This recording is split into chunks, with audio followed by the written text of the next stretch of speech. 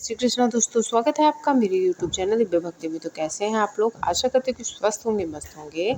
तो आज की वीडियो में मैं आपके लिए लेके आई हूँ अजय एकादशी व्रत की कथा। तो सबसे पहले आप सभी को अजय एकादशी व्रत की हार्दिक शुभकामनाएं। कान्हा जी की कृपा आप सभी के ऊपर सदैव बनी रहे, इसी कामना के साथ हम कथा को आरंभ करते हैं। तो अजय एकादशी का व्रत पापों से मुक्ति दिलाने वाला व्रत माना जाता है। पद्म पुराण में वर्णित अजय एकादशी की कथा के अनुसार इस कथा का पाठ करने से व्यक्ति को अश्वमेध यज्ञ के समान फल मिलता है। अजय एकादशी का व्रत रखने वाले को इस कथा का पाठ जरूर करना चाहिए, तभी व्रत का संपूर्ण फल प्राप्त होता है। युधिष्ठिर जी ने पूछा, जनार्दन, अब मैं यह सुनना चाहता हूँ कि भादो मास के कृष्ण पक्ष में कौन सी एकादशी होती है, कृपया बताइए। भगवान श्री कृष्ण बोले, राजन, एक चित होकर सुनो। भादो मास के कृष्ण पक्षी एकादशी का नाम है अजा। वह सब पापों का नाश करने वाली बताई गई है।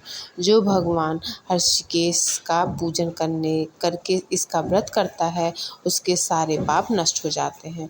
पूर्व काल में हरिश्चंद्र नामक एक विख्यात चक्रवर्ती राजा हो गए, जो समस्त भूमंडल के स्वामी और सत्प्रतिज्ञ थे। एक समय किसी कर्म का फल भोग प्राप्त होने पर उन्हें राज्य से भ्रष्ट होना पड़ा। राजा ने अपनी पत्नी और पुत्र को बेचा, फिर अपने को भी बेच दिया। पुण्य आत्मा होते हुए भी उन्हें चंडाल की दुनिया में रहना पड़ा। वो मृत्यु का कफन लिया करते थे।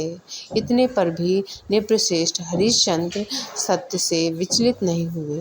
इस प्रकार चंडाल की दास्ता करते उनके अनेक वर्ष व्यतीत हो गए। इससे राजा को बड़ी चिंता हुई। वो अत्यंत दुखी होकर सोचने लगे, क्या करूं, कहाँ जाऊं, कैसे मेरा उद्धार होगा। इस प्रकार चिंता करते करते वो शोक के समुद्र में डूब गए। राजा को आतुर जानकर कोई मुनि है उनके पास आए। वो महर्षि गौतम थे। श्रेष्ठ ब्राह्मण को आया देख गुप्तहीन उनके चरणों में प्रणाम किया और दोनों हाथ जोड़ गौतम के सामने खड़े होकर अपना सारा दुख समाचार कह सुनाया।